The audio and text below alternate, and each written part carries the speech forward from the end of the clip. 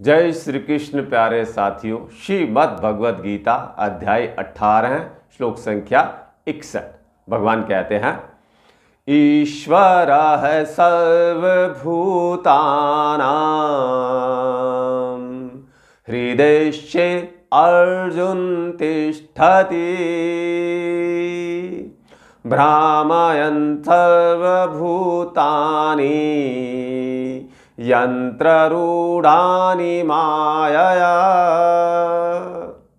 प्यारे भाई और बहनों, बहुत ही सुंदर और बहुत ही उपदेश देने वाला ये भगवद गीता जी का श्लोक। भगवान कहते हैं, हे अर्जुन, ये जो ईश्वर है ये सब जीवों के हृदय में बैठा हुआ है। पर साथियों, जिस प्रकार से हिरण अपनी नाभि में कस्तूरी की उस महक को, सुगंध को ढूंढता रहता है बाहर की ओर, पर उसे वो भीतर खोज नहीं पाता, ठीक उसी प्रकार से व्यक्ति अपने हृदय के अंदर बैठे उस परम पिता परमेश्वर को पहचान नहीं पाता। क्यों?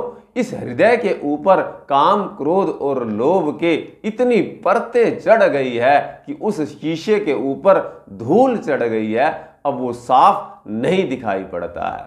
और कृष्ण कहते हैं अर्जुन से कि हे अर्जुन, जिस प्रकार से मैं चाहता हूं, जैसे मेरा मन करता है और जैसे प्राणी के कर्म होते हैं, मैं उसको माया के अनुसार घुमाता रहता हूं, संसार भर में चक्कर कटाता रहता हूं।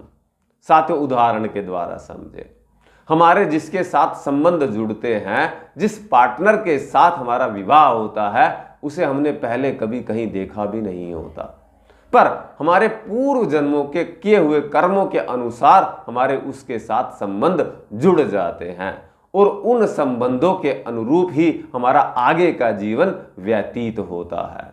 तो साथियों, ये बात अपने हृदय में बिठा ले कि अपने पूर्व किए हुए कर्मों से हम बच नहीं पाएंगे। जैसे हमने कर्म किए हुए हैं उसका भुगतान तो हमें करना ही होगा। और कृष्ण कहते हैं अन्य स्थान पर, गहनो कर्मणा गति, कर्म की गति बड़ी गहन है, उस कर्म के प्रभाव से कोई बच नहीं सकता। तो भगवान कहते हैं, तुम्हारे पूर्व जन्मों के किए हुए कर्मों के फल को देने के लिए मैं माया के अनुसार तुम्हारे हृदय में बैठे हुए एक यंत्र के रूप में तुम्हारे इस शरीर रूपी वाहन को चलाता रहता हूं, और जहां मेरा दिल करता है वहां मैं उसे तुम्हारे कर्म के अनुसार लेके जाता हूं और उसका फल मैं तुम्हें प्रदान करता रहता हूं।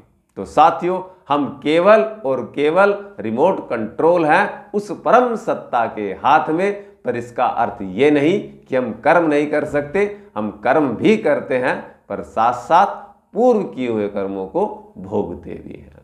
आपसे निवेदन, हमारे पेज को लाइक करें, वीडियो को शेयर करें। धन्यवाद।